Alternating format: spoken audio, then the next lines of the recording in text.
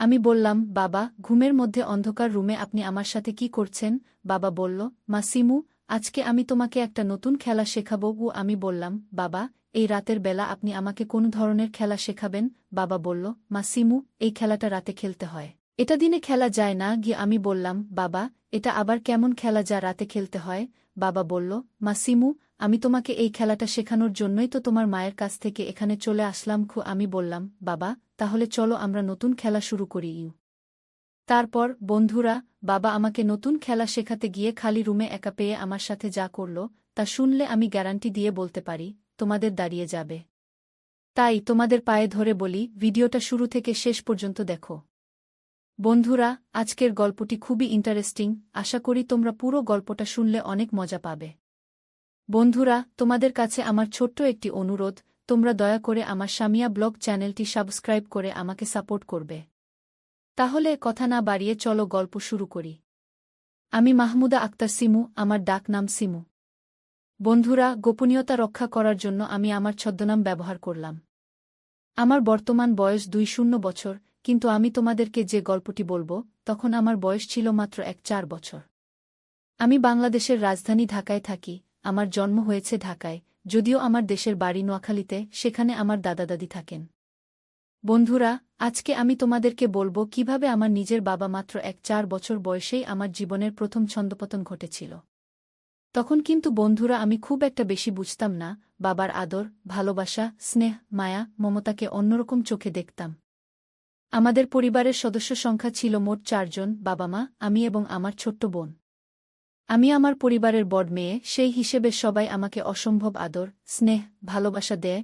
বিশেষ করে বাবা আমাকে অনেক ভালোবাসত, অনেক স্নেহ করত, অনেক আদর করত। বাবার ভালোবাসা বন্ধুরা ভোলার মতো নয়, কিন্তু আমার বাবা সেরকম ছিল না। আমার বাবার ভালোবাসাটা একটু ভিন্ন ছিল, যা অন্যান্য বাবাদের মতো ছিল না। আমার বাবা যখন আমাকে স্নেহ করত, আমাকে আদর করত, তখন আমি কিছুটা অবাক হতাম, কারণ আমার বাবার স্নেহ করা বা আদর করাটা সাধারণ কোনো বাবার মতো ছিল না, একটু ভিন্ন রকম ছিল। আমার নিজের বাবা বলেই আমি ভয়ে কিছু বলতাম না, আমি মনে করতাম প্রত্যেক বাবাই মনে হয় মেয়েকে এভাবেই ভালোবাসে, এভাবেই স্নেহ করে। একদিন বিশেষ কোনো অনুষ্ঠান উপলক্ষে আমাদের বাড়িতে অনেক মেহমান আসল। সেদিন সন্ধ্যার পর রাতের খাবার শেষে আমরা বাড়ির সবাই ড্রয়িং রুমে বসে খোশ গল্পে মেতে উঠলাম। পরে যে যার রুমে চলে যাচ্ছিল, সকলেরই কথা যে ঘুমানোর সময় হয়েছে। আমরা আমাদের নির্ধারিত রুমে এসে ঘুমানোর আয়োজন করছি।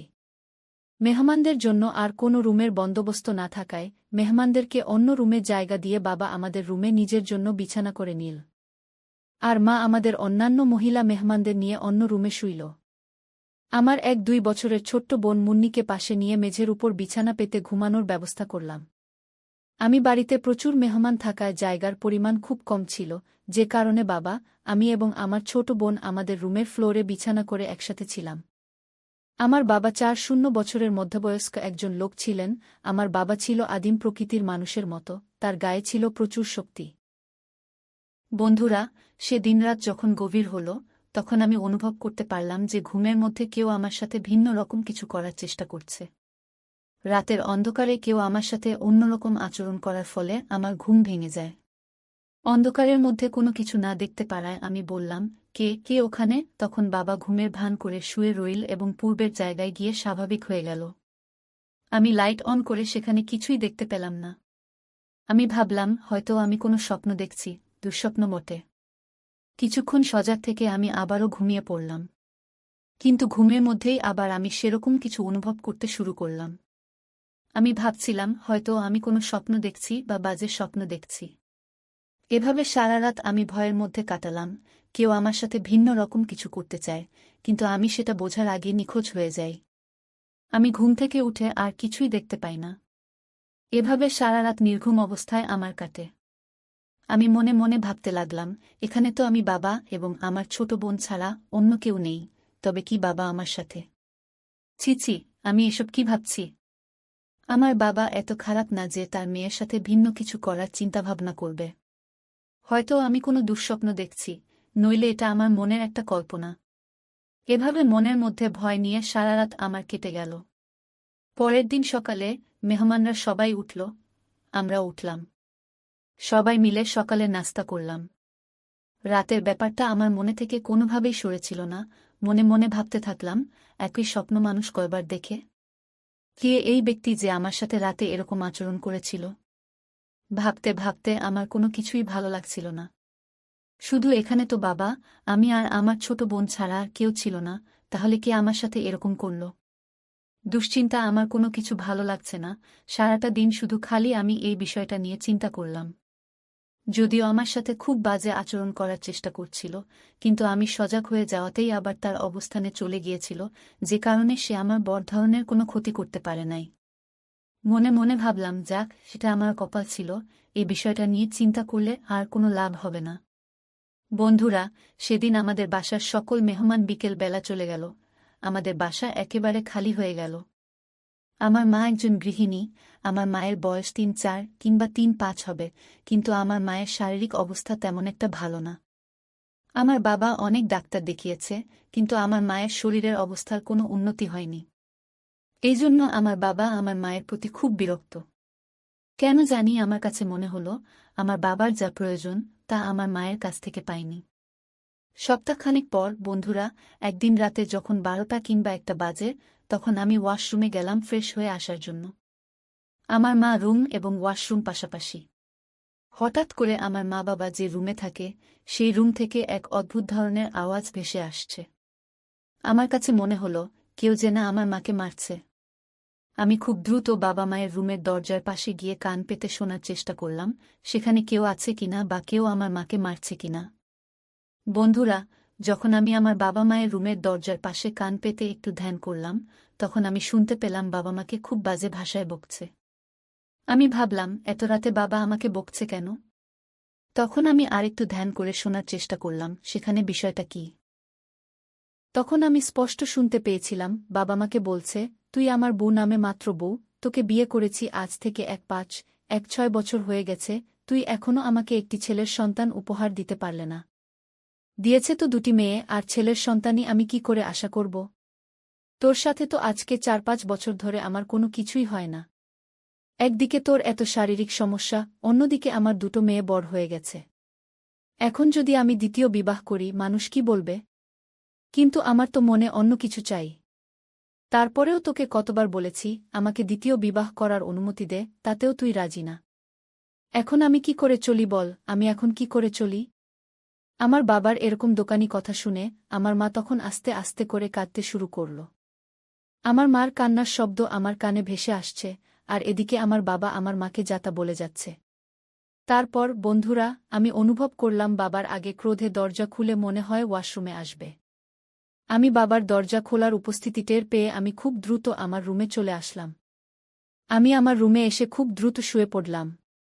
একটু পরেই, বন্ধুরা, আমি শুনতে পেলাম বাবা আমার রুমের দরজায় এসে নক করছে আর আমাকে ডাকছে, আর বলছে, মা সিমু, উফ। তো একটুকু আমি বাবার ডাক শুনে উঠলাম, উঠে এসে দরজা খুলে দিলাম। দরজা খোলার সাথে সাথেই বাবা আমাকে বলল, মা সিমু, তুমি কি এখনো ঘুমাওনি?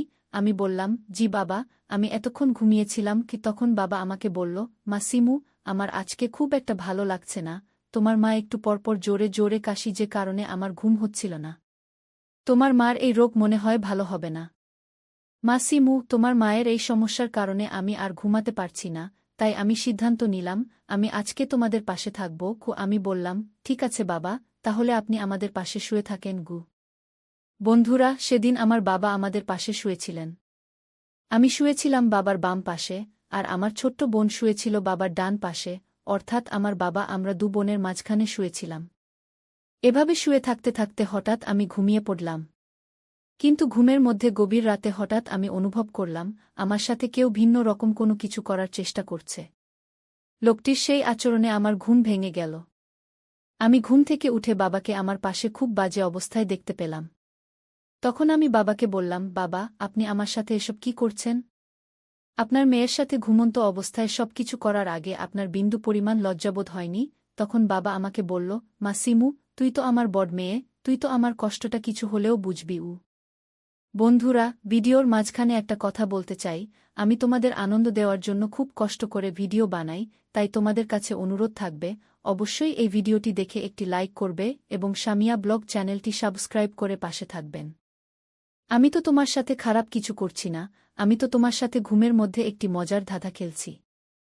আমি বললাম, বাবা, ঘুমের মধ্যে অন্ধকার রুমে আপনি আমার সাথে এটা কেমন ধাঁধা খেলেছেন? আমি তো অনেক ভয় পেয়ে গিয়েছিলাম। বাবা বলল, মা সিমু, আজকে আমি তোমাকে একটা নতুন ধাঁধা খেলা শেখাবো। আমি বললাম, বাবা, এই রাতের বেলা আপনি আমাকে কোন ধরনের ধাঁধা খেলা শেখাবেন? বাবা বলল, মা সিমু, এই ধাঁধা খেলাটা রাতে খেলতে হয়, এটা দিনে খেলা যায় না। আমি বললাম, বাবা, এটা আবার কেমন ধাঁধা খেলা যারা রাতে খেলতে হয়? বাবা বলল, মা সিমু, আমি তোমাকে এই ধাঁধার খেলা শেখানোর জন্যই তো তোমার মায়ের কাছ থেকে এখানে চলে আসলাম। তারপর, বন্ধুরা, বাবা আমাকে নতুন একটি মজার ধাঁধা খেলা শেখানোর জন্য নির্জন রাতে খালি রুমে বাবা আমার সাথে নতুন ধাঁধা খেলা কিভাবে খেলতে হয় তার প্রশিক্ষণ দিচ্ছিল। এমন সুন্দর আর মজার খেলা যা আমি আগে কখনো খেলিনি। আমি বললাম, বাবা, এটা আবার কেমন খেলা? এই খেলাটা তো প্রথম প্রথম অনেক কষ্ট হয়। বাবা বলল, মা সিমু, এটা একটা নতুন খেলা, এই খেলাটা প্রথম প্রথম একটু কষ্ট লাগে, তারপর খেলতে খেলতে আস্তে আস্তে অভ্যাস হয়ে যায় এবং পরবর্তীতে অনেক ভালো লাগে। তোমার অনেক ভালো লাগবে। পৃথিবীতে যত মেয়ে আছে সকল মেয়ে সাধারণত এই খেলাটা খেলে থাকে। ভবিষ্যতে তোমারও এই খেলাটা খুব ভালো করে খেলতে হবে, তাই তোমাকে আগে আমি এই খেলার প্রশিক্ষণ দিচ্ছি। বন্ধুরা, সেদিন সারারাত আমি আর বাবা মিলে ওইরকম একটা নতুন খেলা খেলছিলাম, যে খেলার কারণে বাবার আমার মন দুটোই ভালো হয়ে গেল। আসলে বন্ধুরা, খেলাধুলা করা শরীর এবং স্বাস্থ্যের জন্য খুবই উপকারী। বন্ধুরা, পৃথিবীতে এমন অদ্ভুত ধরনের খেলাধুলা আছে যা করলে মানুষের শরীর এবং মন উভয়ই ভালো থাকে। তবে এই খেলাটির একটি নির্দিষ্ট মাত্রা রয়েছে এবং খেলোয়াড়দেরও একটি সীমা আছে যা আমি আগে বুঝতাম না। আমার ক্ষেত্রে খেলার সিস্টেম ও ধরন স্বাভাবিক ছিল, কিন্তু খেলার প্রকৃত রূপ ছিল কিছুটা ভিন্ন। যার হাতে আমার জীবনের প্রথম ছন্দপতন ঘটেছিল তখন আমার বয়স মাত্র 4 বছর। বন্ধুরা, মানুষের জীবনে কিছু মুহূর্ত আসে যা কেউ চাইলেও এড়িয়ে যেতে পারে না। আমার ক্ষেত্রেও তাই হয়েছিল। যদিও আমি বাবার সাথে এই ধরনের খেলায় কোনো আগ্রহী ছিলাম না, তবু পরিবেশ ও পরিস্থিতি আমাকে আন্তর্জাতিক মানের খেলোয়াড় বানাতে বাধ্য করেছিল। যাই হোক বন্ধুরা, সবই আমার কপালের লিখন। তবে আমি প্রার্থনা করি তোমাদের জীবনে যেন এমন পরিস্থিতির মুখোমুখি হতে না হয়। বন্ধুরা, আজকে এই পর্যন্তই। গল্পটি যদি তোমাদের ভালো লাগে তাহলে অবশ্যই লাইক, কমেন্ট ও শেয়ার করবে। আর এরকম নতুন নতুন গল্প পেতে আমাদের পরি মনি চ্যানেলটি সাবস্ক্রাইব করে পাশে থাকবে।